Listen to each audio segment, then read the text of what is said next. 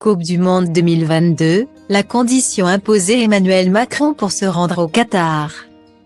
Alors que la 22e édition de la Coupe du Monde de football, organisée au Qatar, s'apprête à donner son coup d'envoi le dimanche 20 novembre 2022, les fans de ballon rond et les personnalités choisissent leur camp, assister ou boycotter la compétition pour des raisons écologiques.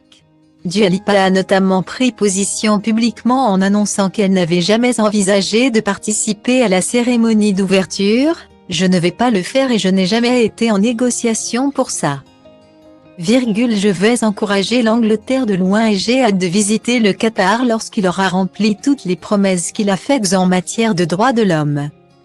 Lorsqu'il a obtenu le droit d'accueillir la Coupe du Monde », a-t-elle affirmé.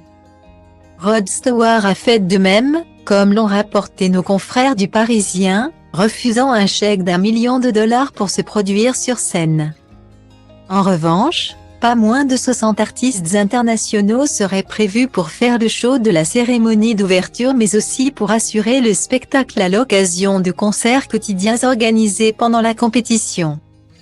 Parmi ces derniers, Robbie Williams, les Black Eyed Peas, David Guetta, Maroon 5, J Balvin, ou encore Enrique Iglesias devraient bel et bien être présents.